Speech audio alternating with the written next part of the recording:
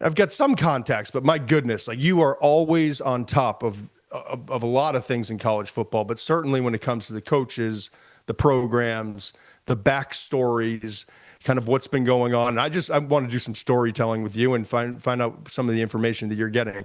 Can you believe here we are in mid-November and the names of these programs, like LSU, Penn State, Florida, Auburn, Arkansas, UCLA, Stanford, Oklahoma State, Virginia Tech. Like I can't remember a year quite like this. And I guess let's start with this.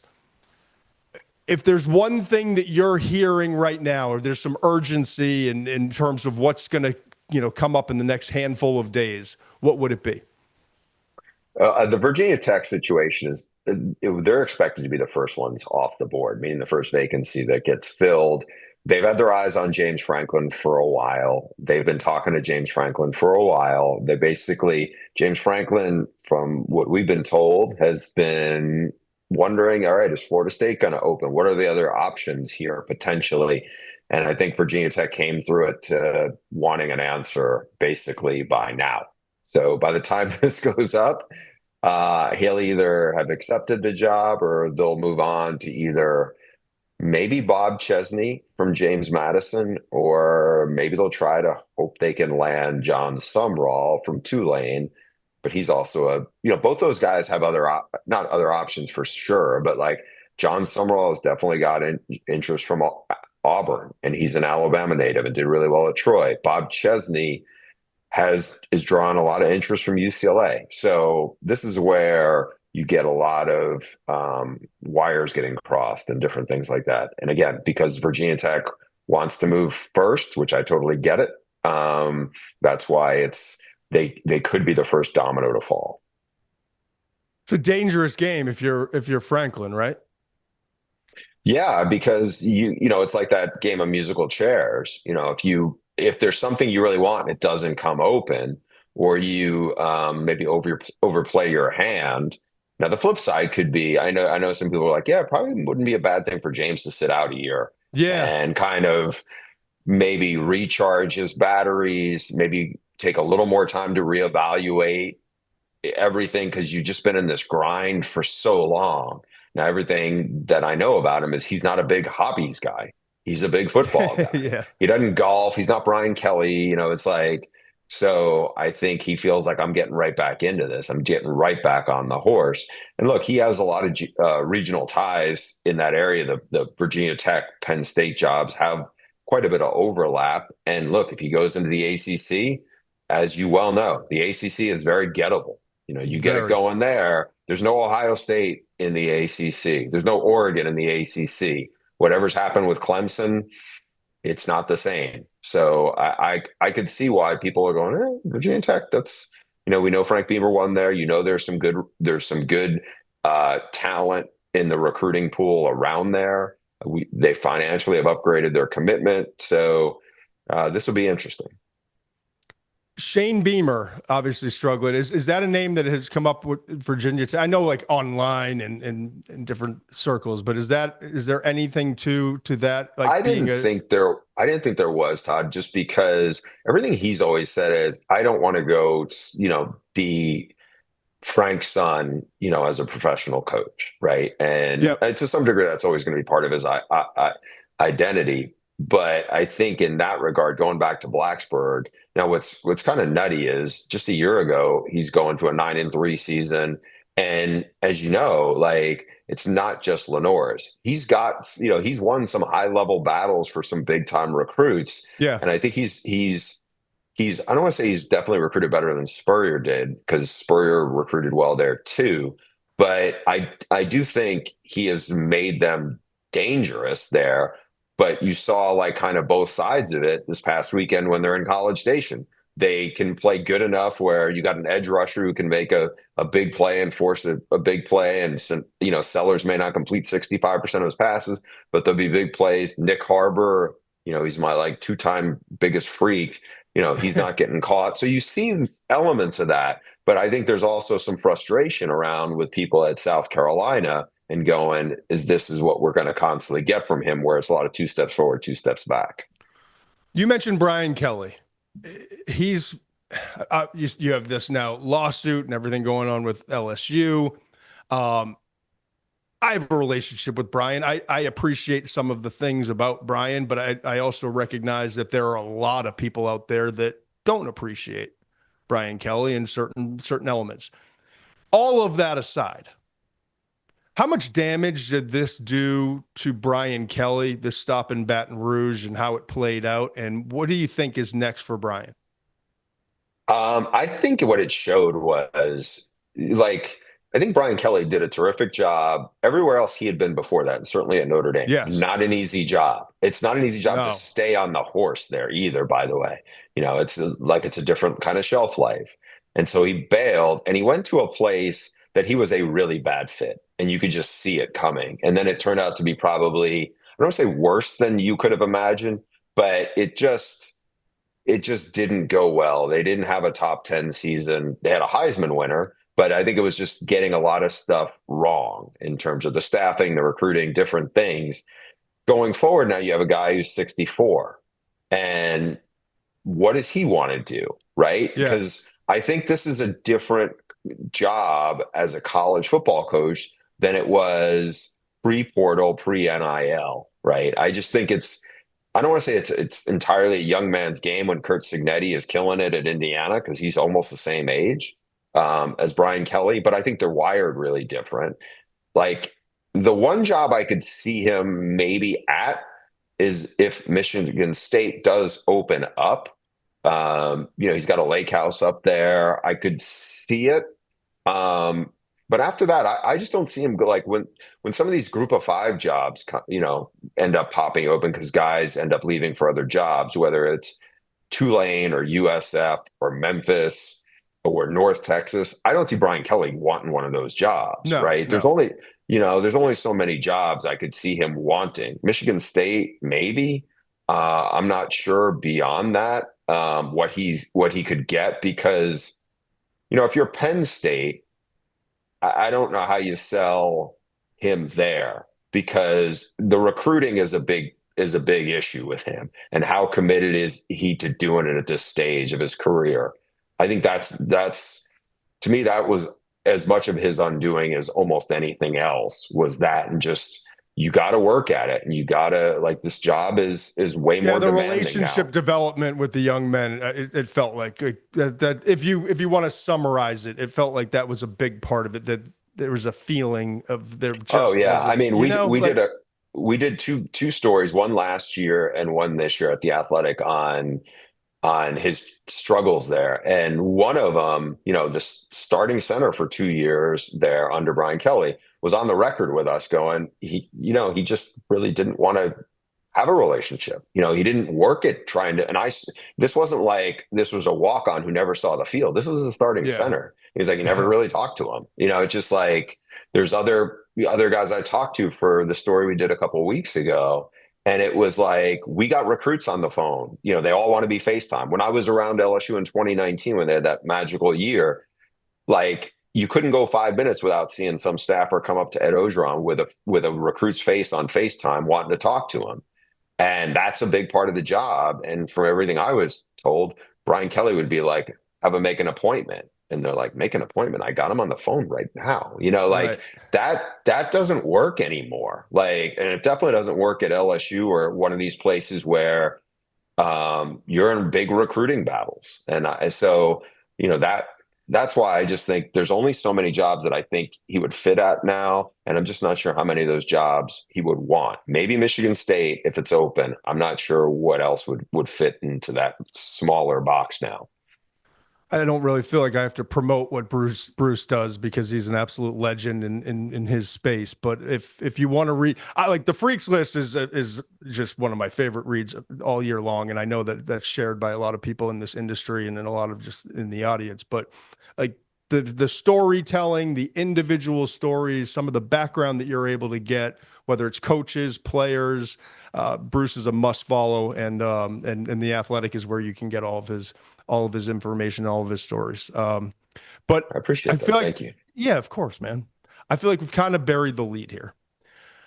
we've got LSU open. We've got Lane Kiffin out there. We've got Florida open. And you and I both have a relationship with Lane to a certain degree. And I know he lived out in your area for a while.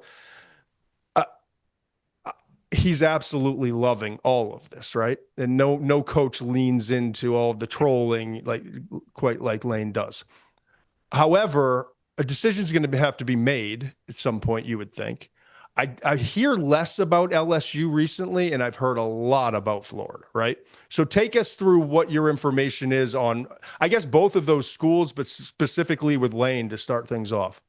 Yeah, I kind of with you on what you just said about I hear more about Florida than I do about LSU. It doesn't mean LSU is not a factor, right? LSU before Brian Kelly, the previous three the coaches all won national titles. Lane knows how good of a job that is, but it's also a super dysfunctional one. There's not a Yeah. lot of alignment there. The governor gets involved. I mean, really gets involved. It's like, and then people are like, is that really what the governor sounds like? It's like, does Lane want that soap opera? I think Lane's okay with soap opera. I don't think he wants a soap opera where Well, he it's likes like, to be the star of the soap opera. yeah, I don't think he Yeah. wants to be in the supporting cast here. And Right. so Right. he's like, wait, is that guy gonna be involved with me?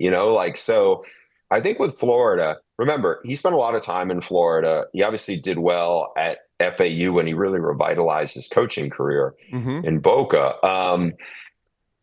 What's different now is, and I think Lane's interesting because the guy you and I both kind of got to know pretty well, from the Pete Carroll days and on, that's still him, right? What you're saying is true. Like nobody loves to troll and get on social media the way Lane Kiffin does. It still kind of fits his personality, but I think he has evolved not only as a coach, but also as an adult. And you Mm-hmm. see this in terms of like living a cleaner life and now his whole family. It's not just his ex-wife and his kids, but it's like his younger brother Chris and all their kids are really entrenched in Oxford and seem to be having a really like the time of their lives in this to all be together. Obviously it's well known that both his parents passed away not too long ago, and I think for them all to be connected, I think has been cool for the Kiffins.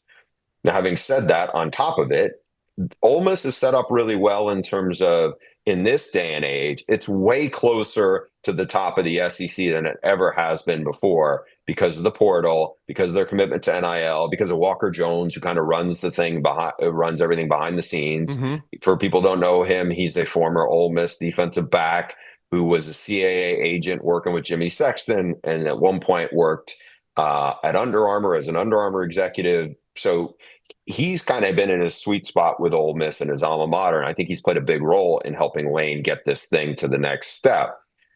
I could see Lane staying at Ole Miss. I could also see him going, man, I don't know if I could, like, I can get to the playoff at Ole Miss. Can I actually win it? Can I build a superpower here and build what Pete Carroll had at USC? Can I really do that at Yeah. Ole Miss, or do I need to go to Florida to do it? I don't know the answer to that. I think we'll find out. But the question's going to be, as you know, like look at their schedule. They're going to almost assured to make it to the playoff.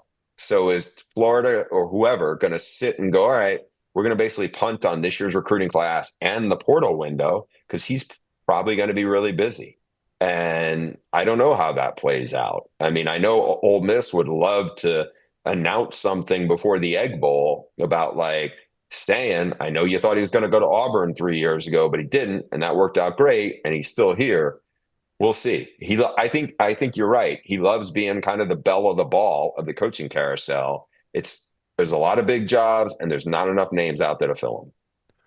Yeah. If it's interesting, I get it at Florida. If I'm Florida and not LSU, but if I'm Florida, I'm willing to wait as long as it takes to make absolutely certain until he has signed a deal at Ole Miss or has gone somewhere else. Until that moment happens, Lane would be the guy that I have to get.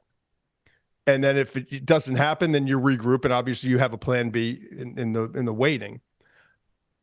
If I'm Lane, it is a tough call, but my goodness, I just get the sense he's never been happier. And as a person who's been through stuff in life, and like when you kind of rebuild and you're in a happy place, I don't know that you want to mess with it.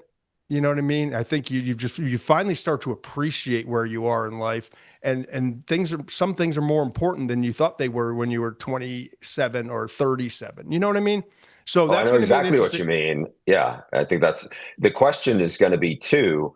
Like you and I are living, relatively, when I say like less complicated lives, being like we don't have 120 players. We also don't have like when we're talking about alignment. Like, yeah, it seems like it's okay at Florida. It doesn't seem like it's okay at LSU. But now all of a Right. sudden you go into that, you leave behind a very good job for a lot of uncertainty. And quite honestly, he knows he can get to the playoff at Ole Miss, right? So what limitations are there on Ole Miss? Yeah, the stadium's not as good as Tiger Stadium or the Swamp, but you still have a pretty sizable recruiting pool and money there. So I don't know. I mean, logically, I would say he stays, but logic always doesn't work, in the coaching Yeah. carousel. Yeah, and especially with Lane, I think.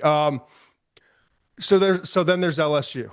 Is it me? I mean, because I'm not dealing with it every day. I'm watching players and get ready for the draft and all, but it feels like for such a big program and for all like the energy that happened with the Brian Kelly firing, here we are now, a few weeks removed. It feels like things have been really quiet in Baton Rouge. Is that a fair assessment? And where do you think kind of this winds up headed? Is there kind of a list of 2 or 3 names, or is it a wait and see? Are there specific guys that they're waiting for the season to end? I don't get at first I felt like there was a clear picture, like we're going to throw a big thing at Nick, but Nick's not going to take it. And then it's going to be Lane Kiffin. But it seems like that's all kind of quieted. And now I'm left wondering, just as kind of an outsider looking in, what's going on there? What is their mission with this search? I think it's the dysfunction of the place. Remember, they got this nutty lawsuit that nobody thinks they're going to win with Brian Kelly. That doesn't help anything. No. You like I said, you have the governor involved. You have a new AD who's been around in Verge Osborne, who's been around the program for 40 years. He's a former player who was Scott Woodward, the old AD's right-hand guy. I think there's overlap with the Auburn and the Florida searches, right? Like if I look Mm-hmm. at it, let's say if Lane's not involved, not ends up going to LSU, I could see them going, Eli Drinkwitz has done a really good job at Missouri. He's in the league. He's an offensive coach. They run the football. Like I think this is a big thing. Like it made old LSU people sick that LSU under Joe Sloan it was like, could they run the football? Will they commit to run it? It's just like not a thing, right? They're a little like USC folks in that regard. Yeah, Lincoln Riley has cute plays, but they want old school people Yeah. like that want physical football, much like Notre Dame. Like like that's what they kind of want. And I think credit to Drinkwitz, like every year they have some guy racking up 1,500 yards, right? They Yeah. find a Talking about guy. Ahmad Hardy with 300 yards this past week earlier on this show. Yeah. Yeah, it looks like Marshawn Lynch there, right? So Yeah. like and they've had that with a couple of guys now. So I don't know. Eli's personality, LSU would be interesting. I don't know if he's a slam I can't dunk for a lot of imagine it. people. I can't imagine it. The I question I think, think on him is, does he feel like, all right, I'm at Mizzou. I need to stir it up a little more. Oh, I'm going to go there. I don't need to do that stuff. yeah, I don't know if that's the case. kind of I like think Eli's really Signetti year smart. one versus Signetti year two at Indiana. Yeah, maybe. I don't know. Like, but I think he's definitely in play. I could see them having an interest in Brent Key, who's an Alabama native, done a really good job at Georgia Tech, also really physical football. I don't think it's a slam dunk that they would jump at him. I don't know. I'm not as sold that they would go after Clark Lee. He's done a good job at Vandy, but I don't know if they look at it. I think there's some thought of, well, he's done really well. They may win 10 games. They may get to the playoff, but it was like, did they catch lightning in a bottle by hiring the New Mexico State guys? And also they brought Pavia, and Pavia was a program changer because of his just force of personality and everything he brought with it changed the whole culture. So that one, I don't know if I've always heard LSU LSU money people would not hire a Tulane or a group of five guy. John Summerall is a terrific coach. He's at Tulane. He played in the SEC, coached in the SEC. I've never met anybody who's like been involved in football who was not impressed by him. I would think I would not be surprised if he's the Auburn head coach. I don't know if LSU would do it because, again, LSU does some nutty stuff, and unless they're like backed into a corner, I don't think they're going to do the thing that may make the most sense. They're going to do the thing that sounds the coolest at the press conference. Yeah, and then it just begs the question, like if it's not Nick and it's not Lane and it's not Summerall and it's not Joe Brady.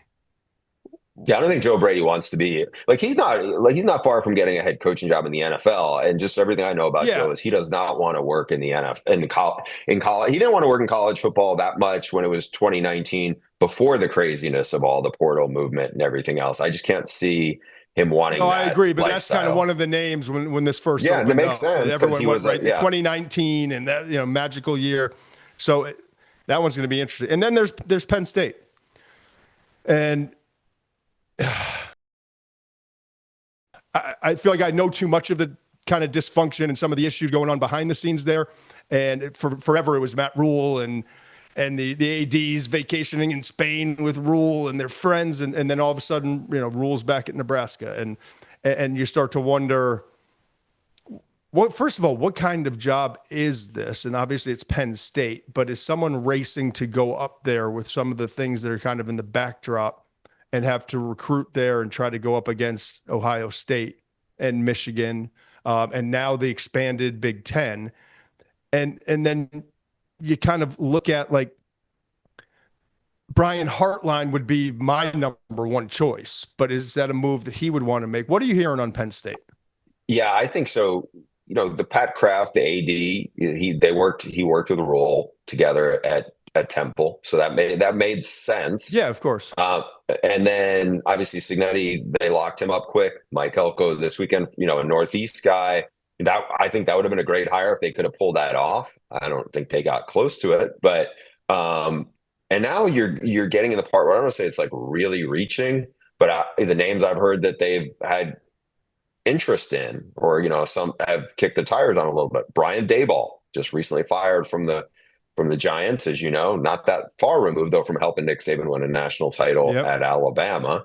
Pat Fitzgerald. I would actually like that hire. I would like Fitzgerald, and I would be really interested. Daboll, I mean, I don't know the recruiting and managing all of that. I'm not saying positive or negative. I just think that there's an unknown despite some time in college. But Pat Fitzgerald's another name. I like both of those guys would make sense to me for different reasons.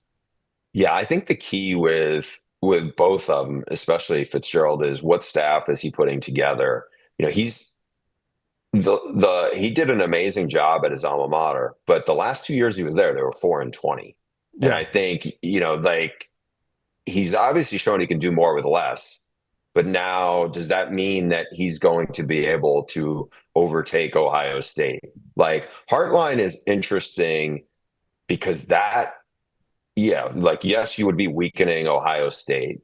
He's proven to be an elite recruiter and an elite developer of receivers. Mm-hmm. But this is a big job, and you're like, it's different than Ryan Day taking over for Urban, because when Ryan Day did that, and this is not to diminish anything he's done, but he was able to keep Mickey Marotti, who ran the strength and conditioning program. He was able to keep Mark Pantoni, who ran the personnel side. Those are two huge pieces that you have to have in place. And they already had those things running at full blast. And then, keeps Larry Johnson, the D-line coach, kept a bunch of other good assistants. So if you're a Hartline, there's some of those things are there from James Franklin, but I don't think it's like you're starting from scratch essentially. And, to be a first-time head coach, you are really, really in the deep end of the pool here. Like, I don't know how. It's just a big gamble on that. Like it's if you told me he was going to be the first time head coach at West Virginia, I would be like, okay, like Grand that could be a slam. good hire for. Yeah. Yeah. But it's like, but Penn State is so much of a bigger job and you're like really on the high wire now. And like every mistake becomes glaring and you get in a hole. I'm not saying he has no chance at the job, but it would be a pretty big gamble to hire a first time head coach there who honestly does not have that, like he has he's the offensive coordinator this year, but he's also the offensive coordinator where the head coach was the offensive coordinator too. So it's like, I don't say you're working with a net there, but like it's a gamble. And I would say this for pretty much any first time head coach, Yeah. who's never been the head coach to get a Penn State job or to get an LSU job or to get um, Florida. Because look, Will Muschamp was a hot assistant coach a long time ago. He went there and it didn't go great. It doesn't mean, Bob Stoops killed it at Oklahoma on his first job, and Kirby obviously did at Georgia. What's a little different is I'm not saying you can't do it now. I do think it's a little harder to do it where it's a new place. Like Marcus Freeman took over for Brian Kelly, right? And he built it and he grew into the job. But I think it's just a lot more stuff is going on. There's a lot more stuff you have to manage now because of the portal and because of the transient nature of college football. And it's just harder to build a culture like that. And there's so many moving parts. That's why I think the first time head coach at a huge job is something that if I was an AD, I would probably be a little reluctant to do. All right. So if I had to put you on the spot and say Virginia Tech will be the first to announce whether it's Franklin or that Franklin, it's not Franklin. Um, if you had to guess which one of these bigger jobs will be the next domino to fall? Hmm. Um, are we calling UCLA a bigger job? I don't know if No, but you that's. can, if you get some information, I let wouldn't us be have it. surprised if UCLA went from there. Like again, it's been open for a long time. You're also like the things that are a little complicated. Let's say Oklahoma State. Oklahoma State is looking at a bunch of good group of five head coaches. Eric Morris, the head coach at North Texas. Colin Klein's the offensive coordinator at Texas A&M, former K-State star. You have Alex Golish from USF. I don't know if the guys in the mix for that jump at it if they're sitting there going, well, Baylor might come open or something else that like Yeah. some of those guys think they can get. Uh, I would guess if you're Auburn, ideally they would love to have a hire like the day after the Iron Bowl. That's not that far away. No, a Um, couple of weeks. I would think, again, with Auburn, like Eli, I'm not saying he's definitely going to leave, but he's not going to be in the playoff. Like you could make that move. I don't think Yeah. there's no way Lane Kiffin's in play for that job. Now, Georgia Tech, if and same thing with Clark Lee. Technically, both Georgia Tech and Vandy could still be in playoff consideration. So I feel like there's a better chance of Auburn filling earlier than LSU or Florida. So if I had to Okay. hedge, I'd go, okay, maybe UCLA, maybe Auburn, come up in the next 2 weeks. And typically, what we've seen the last few years, guys are bailing from college to go to the NFL.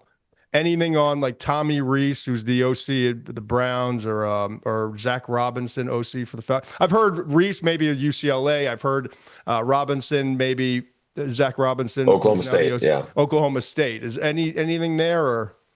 I think Zach Robinson could be in play there. Now he's never been a college coach. Obviously spent a lot of time with the Rams with McVay, but he played at Oklahoma State. I've heard his name in there. It's not Okay. the other thing that's worth keeping in mind is it's like, some of these guys are like one step away from getting an NFL head coaching job. Like with the Falcons, it's not going great right now. So I don't Yeah. know if he's looking at it going, you know what, I can go back and be a coordinator 5 years from now if I don't love being my alma mater. Tommy Reese has spent a lot of time in Southern California. I could see him doing, because obviously the Browns are a mess, right? But I could see him being interested in it, but he's, kind of ping pong back and forth from a bunch of different places. I know he's really well thought of by a lot of Yeah. folks inside of football. Um, Man, the UCLA job is a tough one though. Like, because Yeah. what's going into it, and you know a lot of the stuff because you know people who've worked there before. But like, you have a really weird situation with the AD, Martin Jarmond, who nobody locally is happy with, and his reputation among the football community is probably worse than it is even with the UCLA fans.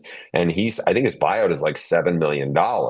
So even if Casey Wasserman, who's the big donor, the football building's named after at UCLA, even if he tells somebody, hey, we're just going to reassign Martin, like, really? Are you going to is he going to be the AD for other sports, but not football? Like, I don't know how that works. And I just think that UCLA, as the coach at UCLA, they're going to want you to be PT Barnum and raise do stuff that a lot of head coaches don't do. They just are not out there constantly Right. trying to go raise funds and do that. Like, that sounds great in theory, but that's not how it works at most places. And so is that the job? I don't know. Again, I don't know Tommy Rees well enough to know, does he sit there and go, you know what, I could kill it there. And then, because remember, you're in the Big Ten, you're got these, kind of nutty travel, schedules from, kind of disconnected from it. You're like, this isn't when Jim Mora had UCLA, when USC was in the middle of heavy scholarship reductions. USC is not like what it is with Pete Carroll, but they're way better resourced than UCLA. So I don't know. I think that job is a tough one. If you have a NFL, you're already in the NFL. I don't know why, Yeah. why you jump into it unless you have a real special connection to it. Bruce, this has been absolutely awesome, man. Like we just went through the entire nation and all the coach. Like, I can't thank you enough. You're gonna have to come back on the shows. I wanted to get to the freaks list and start talking about the draft. We have plenty of time before Yeah. April to kind of dig into that and pick your brain on some of the stories and the backgrounds. And so we'll have to have you back on, and that's a great thing for us. And hopefully you view it the same. I do. And I think I've told you this offline. I'm like a big fan of what you guys do on Instagram. I think the videos are just really they're just really smart and they're fun, and they I never thought I'd be like a big content consumer on Instagram, but that's the way I started finding a lot more stuff now. And I just think they're really digestible. Whoever your group is doing it is really killing it on that. So that's been really awesome to help kind of promote your product. Yeah, I mean, Alicia's sitting here in the chat right now, and she's been a huge addition to our group. And we've got John, and and Marissa's putting it all together. The only thing I do is I rant and I rave for like 7-8 minutes, and then they cut it up into something that's concise and actually digestible. So they make me look great on those. But things. So it feels like it is an authentic, hey, two guys just talking, two informed guys are talking about a prospect, and it's fresh, and it's just like no BS, and it's like it cuts through. And for whatever reason, that doesn't happen most times, and it's cutting through on, like, when I see it on my phone, whenever it pops up. So hats off to you guys. Awesome. I appreciate you saying that. That makes a lot of Yeah. people here happy. So great talking to you. Have an awesome Thanksgiving and holiday season. And we'll get you back on, I'm sure, during the college football playoff run and then leading up to the draft. So look forward to talking to you again, buddy. Appreciate it. Thanks, Todd. All right, man.